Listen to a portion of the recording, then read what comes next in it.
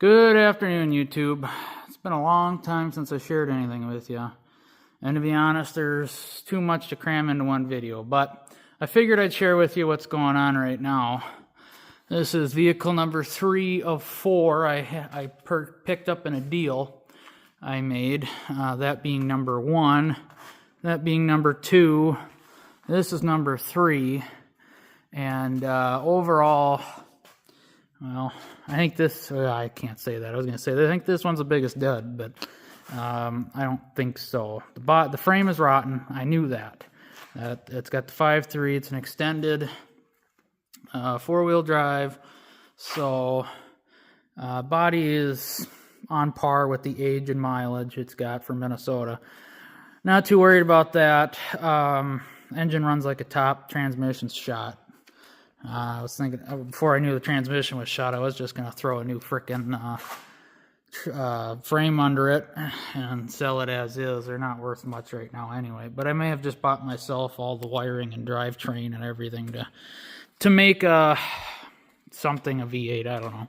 It's either find all of them. There's 1,000,001 of the V6s, or I should say i6s of these things out there with blown motors. I might just have to buy one of them fairly clean and do an engine swap and a transmission swap or build. I don't know.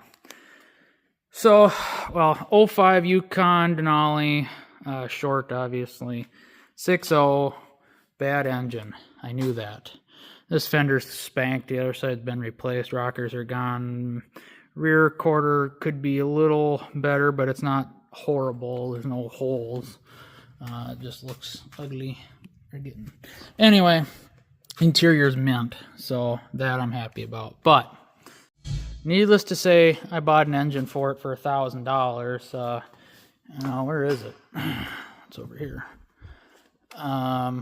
Sitting on the stand there. Needless to say, it needs a complete rebuild. Apparently, this engine had 300,000 on it. They were unsure. I mean, the vehicle had 300, but they thought there's no way. Look how nasty that is, man. They used some shitty frickin' oil, and they didn't change it often enough. But the crank has too much end play, so it's going to get a fresh set of bearings. It's going to get, we're going to pull the pistons out. It's going to get new rings. It's going to get we're going to hone it a bit and go through the heads a bit. I'm going to be over budget in this fucking thing, but it is in halfway decent shape. So yeah, that's that one. Like I said, bad transmission. Engine is good. It's got 230 on it, maybe. Don't mind my frickin' thing.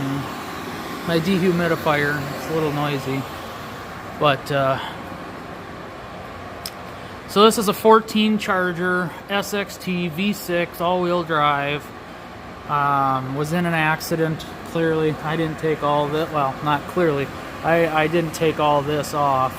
The front clip was pretty much already gone. In case you can't tell, she's bowed. There you go. Now you can see it. Alright, and then I pulled the cradle out last night. So we got to do an oil pan. Cradle came back, hit the oil pan, cracked it. Main impact, besides that, I guess it was from that point, middle to the sway bar mount.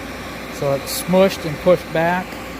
And it's more obvious when you look at it like this. Those ones are tilted. That's straight. Straight, tilted. So that's that. Frame-wise of the car, I believe should survive. Hopefully, not too bad. This is where it pushed. It's so hard to tell on camera, but let me just show you the other side. This side's unaffected, right? Nice and flat, no curves, no nothing, right? This side's got a dent. I don't think it's going to be world-ending. I will have a frame shop look at it. I do not have a new cradle for it yet. The bolts will go straight up into the bolt holes. I did check that last night. They're almost on a pivot for some reason, or they're loose up inside there. That's not a... Yeah, this is. So that threads in there. Pretty much, it'll pretty much go in there straight up and down. This collar got cocked a little bit. I can probably get that to sit straight. This one, I think I got to sit pretty much straight again. So I can bolt another frame to it. Whether or not this frame will be straight enough, I don't know. The only wrinkle I saw was right here, this outer piece.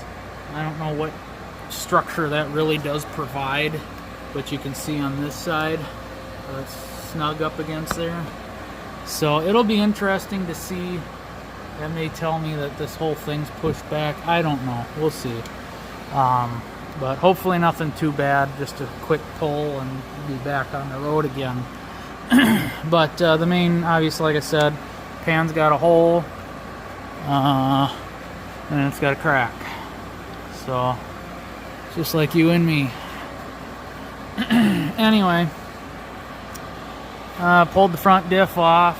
I know people would love to see how this is done. Literally just undo the 4 bolts. There's this bracket here I swung up out of the way. I took 1 bolt out up there. No, started taking that bolt loose, swung up out of the way. There's 2 bolts here. Don't forget about these. I kind of fucked up. You can tell. I kind of fucked up and broke an ear off. Oops. Kind of broke 2, actually. But then the axle just pulls straight out. So I'm going to have to find a new one of them. But anyway, I only saw the 4 bolts from my point of view right here, and the black bracket was not visible from where I'm standing. So anyway, same thing over here. There's a bracket here, swung it up out of the way. You got all these bolts on the inside, and then these 2, and then just 2 or 3 up there, 4 maybe, and then that drops out of there, plus the drive shaft. Don't forget about that. T50 Torx. This guy's only like 25-30 pounds, so it's not bad at all. And yeah, so now we're working on oil pan bolts. Gonna get the oil pan out. I already have one right there. So if I told you what I paid for the car, some people might think I'm an idiot. I don't know. It's under $1,500, so I can't complain too bad. I thought it was a decent deal. As long as the frame part doesn't reap too much out of my pocket, then I should be on budget for being able to resell this car fairly decently. The body's in good shape, really good shape. The rims all need to be re-straightened, if not replaced. And I'm going to replace this fender, obviously. Having it painted is just going to cost too much. But body's in pretty good shape. Doesn't have a rear bumper cover either, but at least it has tail lights and trunk lid and all that stuff's in good shape. Guess they obviously ran over something, and I'm thinking that something ended up ripping off the rear bumper, but nothing under the underside is been really affected. Obviously it caught some stuff. But for 200,000 miles of Minnesota, this is actually very, very clean, I say. The bottom of the jack points is probably the worst part, but it gets better the further you go. So I'm not too... For 200,000 miles for 2014, I'd say this is in pretty decent shape. It looks probably worse than it is. It's got new brake pads on it. I'll get the rotors cleaned up before I drive it, but the goal was, if someone's going to mention the trunk pan, that was me with the forklift. But good thing it's just tin. I can take a fucking sledgehammer and bang it down again. The plan is, obviously, I need to know this engine's good. You can't run it like that, so I did not. They didn't. The place I bought it from, same. Like I said, I made a deal, 4 vehicles. So that's that. Oil pan, get the oil pan on, see if it's a good motor. If it's a good motor, I'll continue. If it's not a good motor, I'm probably parting it out, unfortunately. An engine's $1,800, and that's on the cheaper end. And I'm just not looking to get that deep into it. Airbags did go off. It is a clean title, but I will replace all the airbags. That's knees, curtain, dash, needs a windshield. And I know the whole dash assembly has to get replaced to replace the passenger airbag. I know that. So anyway, I've already priced stuff out on this car before I said I was going to buy it. And I figured as long as the frame damage wasn't too bad, I'd have some wiggle room to make a deal and make some money on it.